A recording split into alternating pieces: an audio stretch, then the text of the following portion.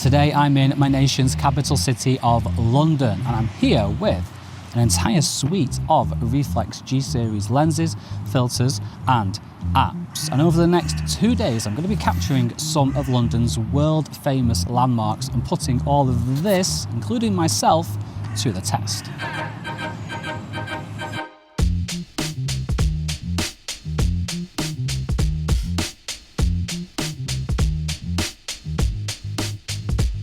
So these aren't world famous landmarks, but they look cool nonetheless. So the Reeflex guys are going to laugh because I've got the 2x telephoto on, and they always tease me saying, Dave, you focus way too much on this 2x telephoto. Whatever you're photographing, you always use it. Well, I can't help it because the frame looks this good, even with landscapes looking across the famous Thames River. And I don't know what those buildings are, but they look cool, and this is going to be a re-held opportunity. So even though re-held is a handheld app, I'm gonna still help it out by just leaning on here and waiting for 30 seconds for the clouds to go by. Clouds are moving pretty fast, so I'm never good at keeping that reticle in the middle. And then when I get a good frame with re-held, I'm going to try with Reeflex. And the reason I'm using 2x telephoto as well is because I've got an iPhone 15 Pro Max. So I've got an ultra wide 0.5x, I've got a 1x lens, and I've got a 2x kind of, which is digitally punching into the 1x. So I don't like using that too often. And I've also got a 5x, which I think will be too close for what I'm doing here, which I want to get a bit of the Thames River in, a bit of the sky, and whatever those buildings are over there. So not a famous landmark, but I'm warming up. I then switched to the G-series wide-angle lens. Wide-angle lens for the win. With which I would capture more engaging results later on. Until then though, it was time to head to Westminster. Okay, I'm at a place that I think is a world famous landmark. I don't quite know, but there's loads of people around. It looks quite impressive, but I don't really know what is going on. I think someone called Abby lives here, from as far as I can tell. Excuse me, is this Abby's house? Is this Abby's house? Yeah, is she in? Can I see her, please? That's probably the most stupid question I've been asked all day. Well, her name's on the front. Yeah, mate, this is Westminster Abbey, mate. Yeah. Right. So, yeah, it's obviously not Abby's house, is it? It might have been. There's a high chance. Maybe once upon a time, mate, but yeah, right. As far as I know, this is just Westminster Abbey. No Abby lives here at all, mate. Okay, thank you. Sorry about that. Thank you. Okay, mate. So apparently Abby wasn't in, which is disappointing, so I didn't get to meet Abby, but I have found a place that I do know. This is Bob's Clock Tower, named after the famous Bob I of England. It is on the bank of the River Thames in London. So I'm going to find a nice angle of Bob's Clock Tower. I've got some blue skies coming through. I've got the grey skies framing the golden clock tower, so it should be a pretty cool image, and let's see what I can do.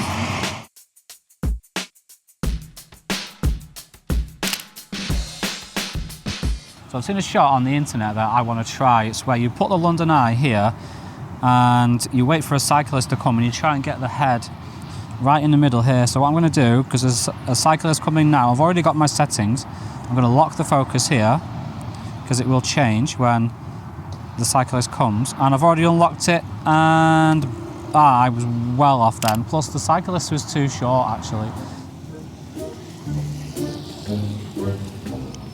Okay.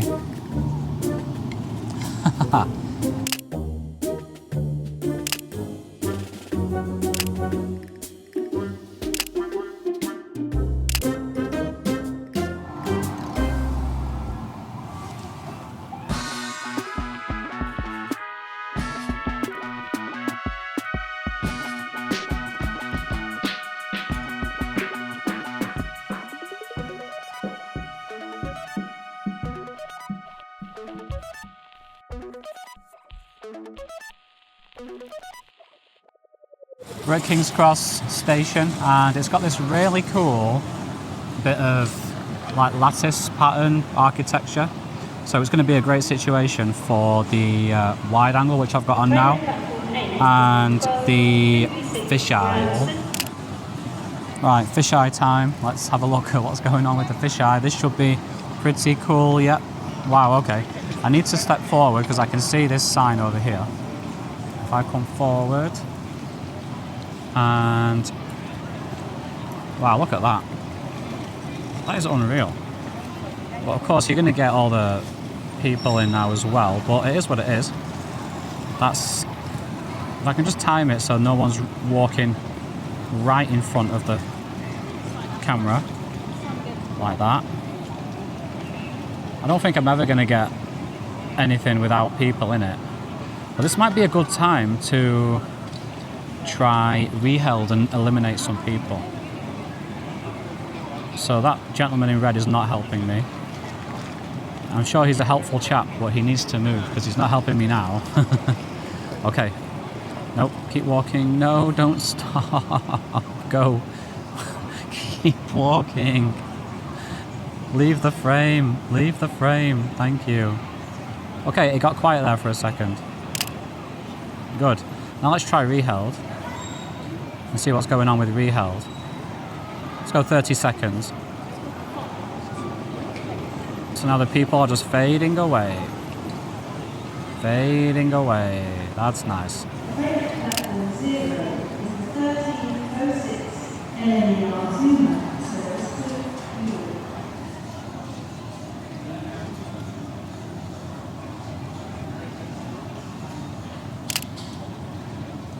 We then made our way down to Trafalgar Square, but as we're already almost 7 minutes into this video with still loads to see, it's time for a short montage.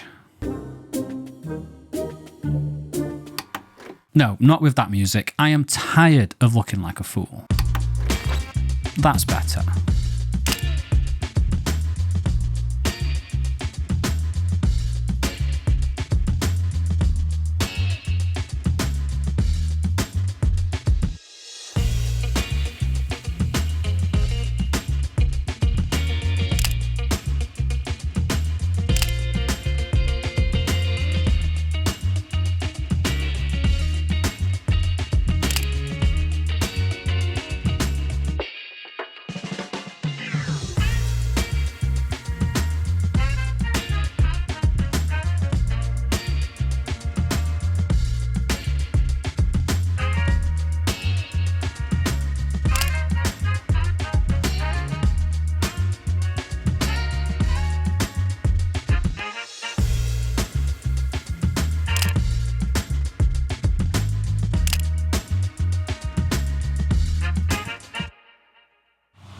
We're here outside St Pauls Cathedral.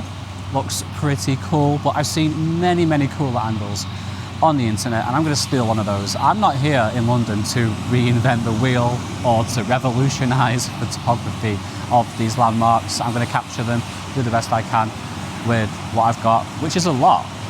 So we made it to St Pauls Cathedral. We paid, I think it was £25 each to get in. So there's two of us, me and my wife Roxy, £50 in total, and we're walking around. It's like, it's nice, but I'm thinking, £50, I've seen all these cathedrals all around the world. But then Roxy spoke to a lovely lady and she showed us these really cool spiral stairs. We were going to go to the tulip stairs at the Queen's House, but that's in Greenwich. That is definitely how it's pronounced, by the way. But they were too far away. So these like are more than good enough, these stairs in St Paul's Cathedral, as a replacement. So that was really cool, and I thought, oh great, we've got something extra. Then we actually saw another door on the right hand side as we were leaving to go up to the gallery. Thought, yeah, fine, showed the ticket, went up, walked up what felt like a million stairs, but it was well worth it. Walked out onto the gallery. You're fine, keep going. Okay. And the views are spectacular. So I've been doing some anamorphic stuff, some telephoto stuff, and now I've got the fisheye lens, and this is like fisheye heaven.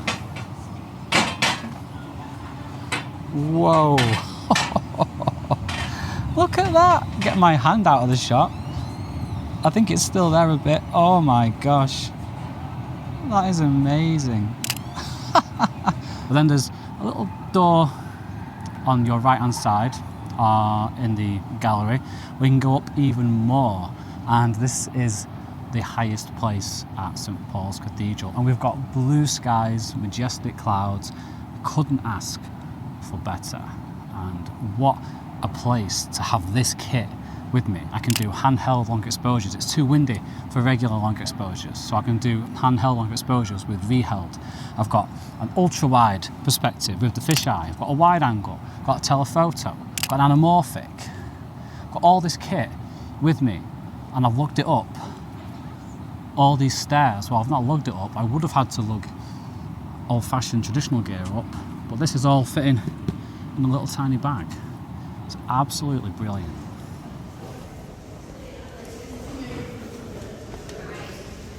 We've just been to the top of the cathedral, now we're back down again, and we're looking for a really famous, really cliched spot of St Paul's Cathedral between two black glass buildings. Like I said, I'm not here to reinvent the wheel. I'm going to be a tourist and go to the most famous spots.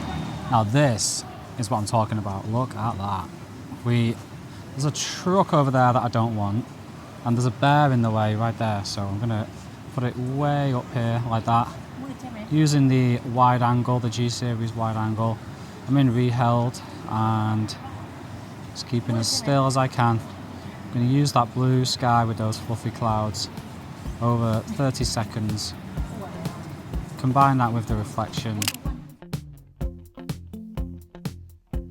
After St Paul's, we went to the infamous Millennium Bridge, and I captured a couple of shots, but my phone gave up. And that was actually a blessing in disguise, because had it stayed alive just 1 minute longer, we would have missed our bus back up to Manchester. That is how close we left it.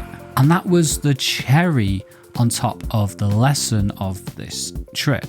I gave myself just one full day to run around all of these landmarks in London and capture them, which was just nowhere near long enough, especially as that full day was plagued by bad weather. There is a whole saga that I cut out of the video of me trying to plan and shoot around this rain.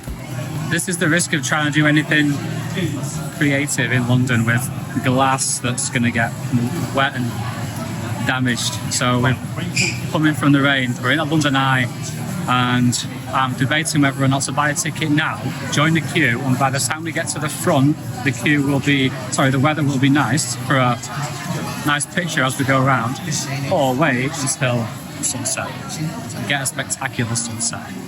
I'm going to wait till sunset.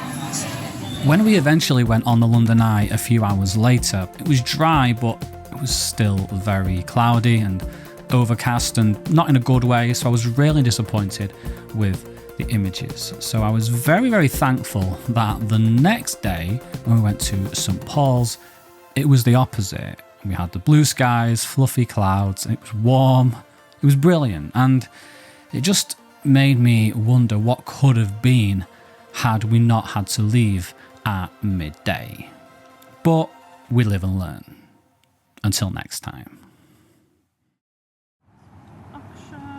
Who put the bop in the bop, shoo-wop, shoo-wop? Who put the ram in the ram-a-lam-a ding-dong? Who put the dip in the dip-de-dip-de-dip? Who put the bop in the bop, shoo-wop, shoo-wop?